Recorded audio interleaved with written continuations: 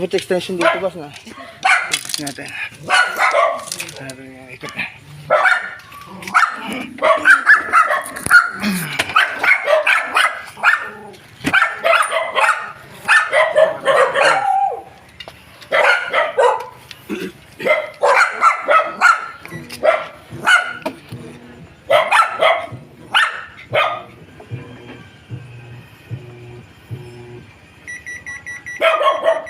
Di ba ang problema niya? Nag-error din siya. Pero yung ano mo, stack up.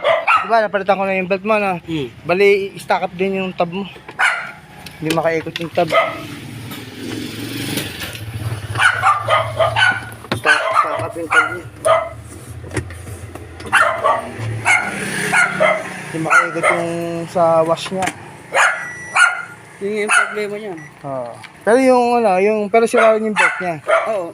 No. Siraan talaga ang belt niyan. Sira yung belt niya, pero at the same time, napalitan ko na ng bagong belt, ganun pa rin siya dahil stack up yung ano niya. Oo. Ano? Hindi makaikot sa wash. Wala ano nga.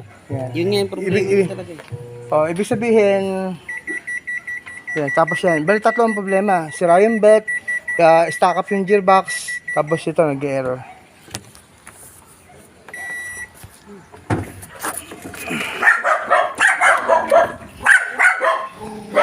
Stack up yung gearbox.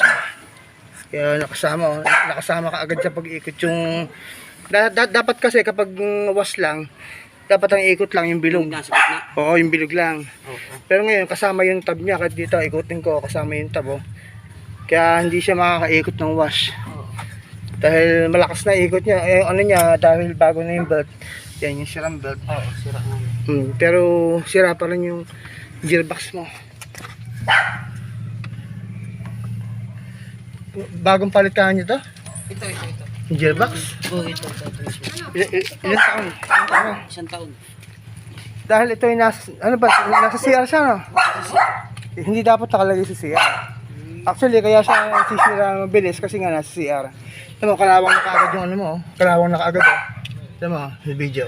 Oo. Di ba? Masulog na siya. Oo. Kalawang na kaagad siya. Kaya nasira agad. May problema rin yung gearbox mo. Akala ko belt lang, eh. Ibig sabihin, may problema na naman yung gearbox mo. Kung dati natin napalitan, may problema naman siya ngayon. Dahil nga nakalagay sa CR. Isang buo na naman to. Hindi, pero marunong naman ako mag-repair niyan. Sige. Hopefully, mare-repair siya. So, dito ginagawa yan. Sa pinaka ano niya. Oo. Pinaka gear assembly niya. Yan lang. Ganito. Hopefully, mare-repair kung may pyesa. Iba kasi hindi naman marunong mag-repair niyan, eh. Buong papalitan, eh. Hindi nga. Dati kasi dyan lang yung sira niya dati. Oo. Yan, isang buo na pinalit na. Kasi hindi rin niya makita. Hopefully, may mare-repair ko yung problem ng gearbox. Pero gearbox yung problema nito. Hindi na pala sarap ng CR yan. Hindi dapat sa loob ng CR to, kaya kasi sa loob ng CR kasi moisture. Yung moisture content. Saan mo i-delete yan kung bawal na sa CR? Dito sa dati. Saan dati? Dati kasi nakalagay dito. Sa Ano boss to? Bali malala ang problema nito. Yan, may problem yung gearbox mo. Hopefully, mare-repair yung gearbox mo. Kaya lang, isa pang problema yung error. Oo. Hindi ko alam kung saan yung error nito.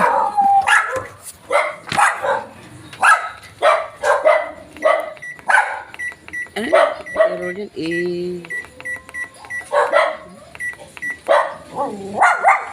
Iwan niya ang error niya. Iwan ko.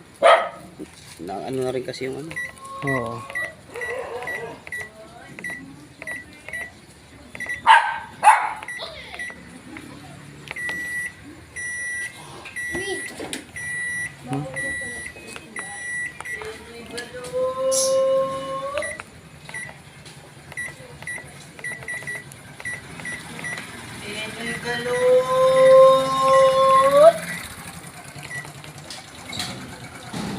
Tignan ko sa spin drive.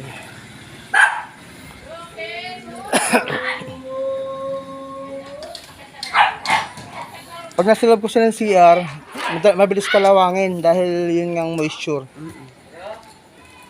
Pag may naliligo, siyempre yung Kapon. Oh, tsaka yung ano, yung kumbaga yung moisture, yung halamigmig dun sa lugar. Yan. So sa spin dry gagana siya. Yun nga. Dahil nga yung gearbox niya naka-stack up dun sa ano, sa clutch. Kaya nga gagana ng spin dry yan. Nakaraan pa yan, sa buwan pa. Ang ginagamit lang namin dito, spin. Oo. Naglalaba kami sa puso, tapos hindi ginagamit ang spin lang. Oo. Yun lang. Kaya siguro na sira na rin yung pump.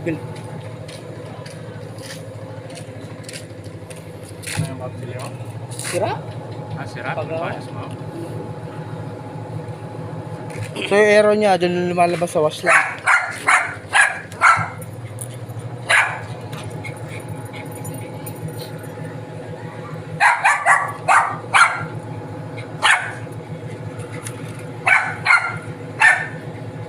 Ayaw mag-wash? Ayaw mag-wash. Spin lang yan. Spin lang. Oh, yung wash, ayaw. Yung sa gitna. Ayos sa gitna. Hindi ko umikot.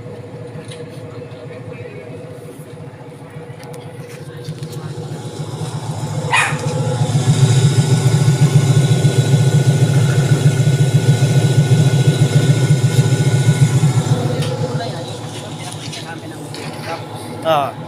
Tapos may tunog habang nagwawash siya, natunog. Di ba nagwawash? Tapos maya may natunog. So parang nasabit. Tik, Oo. tik, tik, tik. Oo. Parang ganun. Dun. Eh, pinacheck ko ulit dun sa gumawa. Ngayon, nung chinek niya, okay naman to siya. Hindi wala naman problema eh. Eh sabi ko siguro, normal lang yung... Magkano yung naging gastos niya sa palit ng gearbox? Ano lang yun? Kasi taga rito lang gumawa niya. Bago, ang kinabit niya bago. Oo, oo. Bago. Hindi, brand new. Oh, brand new. Oh, wala na kasi, bininta ko na yung... Hindi yung... Bininta ko na yata yung luma eh. Bali, magkano yung naging bayad niya? 2.5. Ha? Eh, brand new kaya yung kinabit. Oh, brand. Kasi, Paano nalaman brand new? sa Raon kami bumili. Brown? Magka-asawa yun. Oh. Yun nga lang. Magkaganunan. Yung isa lang yung binili. Ay, yung hindi kasi pwede bumili ng isa lang. Oh. Ngayon, binili niya, dalawa na. Yung magkasama-kasama na yung malapad. Ngayon, At saka yung ano. yun yung binili niya. Yun nga lang, isang taon lang kinalawang na. Pero yun nga, dahil nga nasa CR. Sa CR daw kasi. Hindi pala pwede. Kung babasahin mo ang manual nito, bawal ilagay sa CR. Kasi nga yung moisture. O ito, mukhang nakalagay dito. Usually nakalagay dito yan eh. Do not install the washer in the bathroom. Ayan, di ba? Nakalagay. Kasi nga yung moisture content dun sa lugar mataas. Marami ako nagagawa na nasira ka agad kasi nga nasa CR. Sa CR talaga. Oo. So yan, napalitan ko na yung belt pero may problem pa pala yung gearbox mo. Then ito, dito ako ano medyo yan.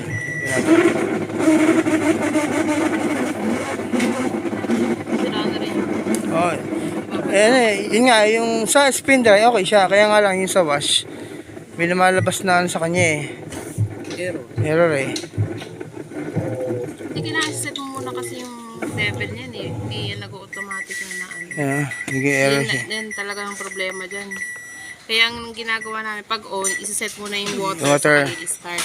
Yan, start. Oo, Para- para hindi siya mag-error. Para hindi na siya magtitimbang. Mag-error. Hindi, mag-error pa rin yun kasi walang Hindi. tubig eh. Oo, pag nagbuwan ng tubig. Kasi walang tubig. Pero yung error na dahil, ano, Actually, kaya siya nag-error dahil nga nararamdaman niya yung bigat. Dahil nga stack up yung ano mo, Stuck up. yung gearbox mo. Hindi nga hindi nga gagawa ano yung gitna. Hindi nga daw umiikot yung gitna. Oh, so yun. So ngayon, bali ano, yung gearbox mo lang ang problem natin. So yan, Ko yan, kaya yun naman ang magawa. kaya naman. Kaso nga lang, Ano to, bali nare-repair ko naman yung gearbox na ganyan na hindi kinakailangan palitan lahat. So hopefully repairable at may mga pyesa rin naman ako niyan. O kaya nga lang matagal mag ano niyan, mag-disassemble niyan, disassemble niyan. paano magagawa natin yung kaya? Ayan.